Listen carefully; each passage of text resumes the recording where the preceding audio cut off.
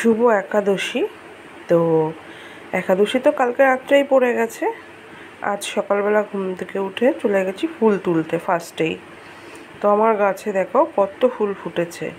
তো পাপা বলে কি, মাম্মা আমি যখন পুজো দিই তখন বেশি ফুল ফোটে না, তুমি পুজো দাও তখন বেশি ফুল ফোটে। আমি বলছি না রে বাবা, যখন আমি পারি না তখন অনেক ফুল থাকে, তুই সাজিয়ে দিতে পারিস না। তো দেখো অপরাজিতা, এই ফুল, দুরকম জবা, প্রচুর ফুল ফুটেছে। তো আজকে ভালোভাবে একটু সাজাতে পারবো সিংহাসনটা। পিঁপড়েটা কী করছে বলো তো, বুঝতেই পারছি না কোন দিকে যাবে। তো তার আজকেও ডাব কেটে রাখাটা ভুল হয়নি। এই যে আমার জন্য ডাবের জল খেয়ে নেব। আর এটা কি বলে, দোমলা, ভিতরে শ্বাস আছে, তাই রেখে দিয়েছে, পরে এসে আমাকে কেটে দেবে, যেহেতু আমি ঘুমাচ্ছিলাম তাই।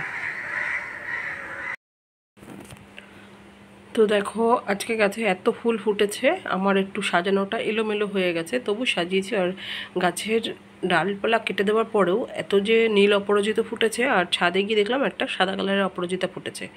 তো উপরের তারা মাকে ওই জবাটা দিয়ে দিয়েছি। আর আমার খুব পছন্দের একটা মিষ্টি, মানে সন্দেশ, মাখা সন্দেশের না পাক সন্দেশের সন্দেশবেলা যাই হোক, তো সেটা দিয়ে নিয়ে এসে আমি গোপসোনাদের কাছকে দিয়ে দিয়েছি।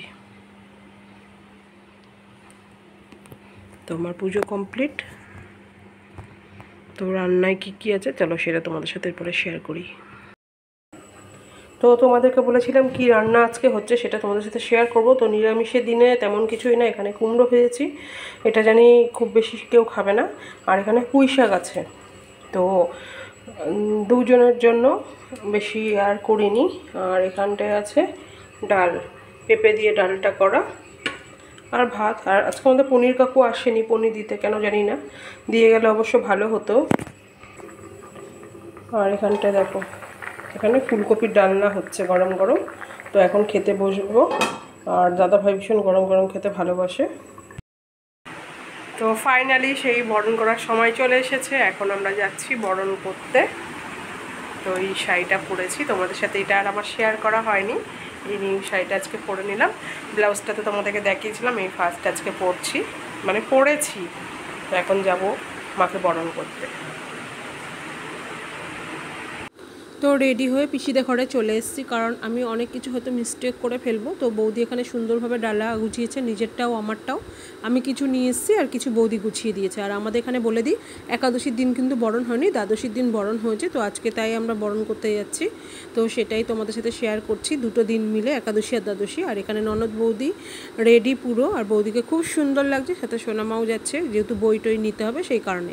তোমরাই কমেন্ট করে জানাও কাকে বেশি সুন্দর লাগছে, আমাকে না বৌদিকে।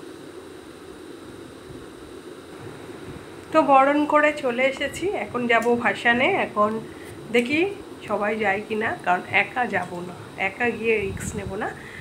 দাদাভাই তো থাকবে, বৌদি টৌদি এরা সবাই মিলে। তো চলো ফ্রেশ হওয়া যাক, এটা চেঞ্জ করে কারণ আবার বেরোতে হবে।